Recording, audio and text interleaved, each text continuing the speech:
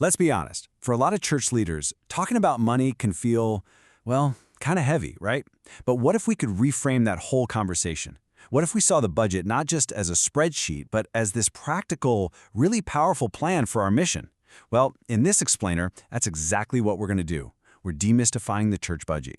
You know, this idea of wise planning is just timeless, and it applies so directly to how a church handles its resources. It's really all about looking ahead, understanding what things are going to cost, and then planning with intention to make sure the mission, the whole reason you exist, can actually get done effectively. It's this beautiful foundational idea that connects our faith directly to being responsible with what we've been given.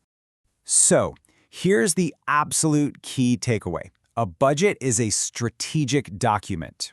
It is a financial reflection of your church's priorities, of its vision. Seriously, when someone looks at your budget, they should be able to see exactly what your church truly values and where its heart for ministry really lies.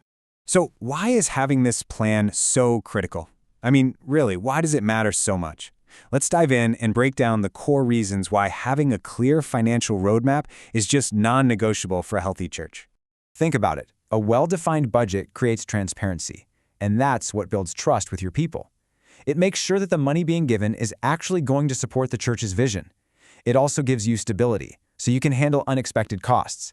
And it helps the leadership practice what it's all about, faithful stewardship of every single gift. Okay, so what does a typical church budget actually look like? Let's pop the hood and break down its anatomy. Now, every single church is different, but there are some pretty helpful benchmarks for how funds are generally divvied up. This chart gives a really fascinating breakdown of priorities. You'll notice that staffing, that often makes up the biggest piece of the pie, somewhere between 40 and 60%.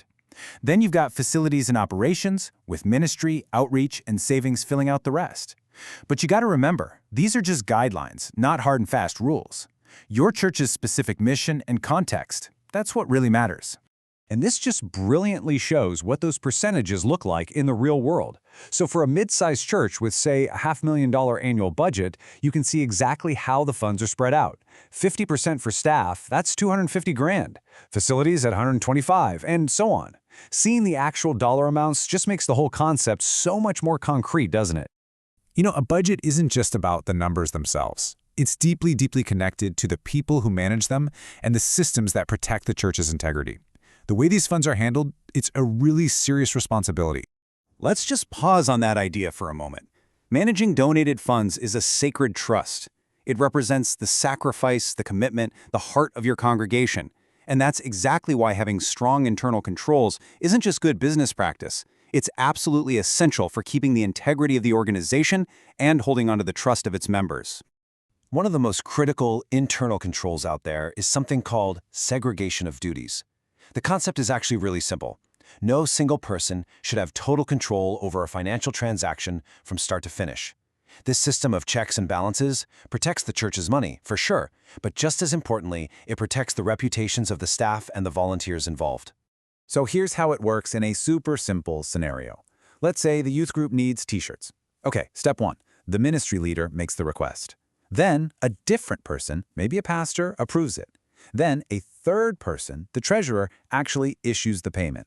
And of course, everything is documented. See how there are multiple people involved? That's segregation of duties right there in action. Okay, so we've covered the why and the what. Now let's get really practical with the how. How do you actually build a budget from the ground up? Building a budget can really be broken down into 5 core steps. It all starts with looking at your income, and it's always wise to be a little conservative. Then you identify and categorize every single expense. Now the key step is next. You set your priorities based on your mission. After that, you always build a reserve fund for emergencies. And finally, you have to remember to monitor and adjust because a budget is a living, breathing document. So there are different ways to think about framing a budget. A traditional line item budget, that's focused on the numbers. It asks, what does it cost? It's absolutely essential for accounting. But a narrative budget, it flips the whole script. Its focus is the mission. It asks, what will we achieve? Its purpose is to inspire and to cast a vision. Now, a narrative budget doesn't get rid of the line item details, but it totally reframes them. It tells the story behind the numbers. So instead of just listing utilities, it might talk about powering our building to be a warm and welcoming space for worship and community outreach. You see? It connects every single dollar spent directly to ministry impact. It's powerful stuff. And this brings us to a final and really crucial point. Budgeting isn't a task you do once a year and then just forget about. Nope, it's an active, ongoing process of stewardship. A healthy church has a rhythm, a pulse of financial review. On a monthly basis, you're reconciling accounts to make sure everything's accurate. Quarterly, the leadership is looking at budget reports to make informed, strategic decisions. And annually, an audit or a review provides that external layer of accountability and transparency, which is just vital for long-term trust. Let's just be real for a second. No budget is ever going to perfectly match reality. Income will go up and down, unexpected expenses will pop up. That's life. The goal isn't to have a flawless spreadsheet. The real goal is faithful, responsible stewardship. It's all about having the visibility and accountability to adapt when things change, while always keeping the mission right there at the forefront. So I'll leave you with this question to think about.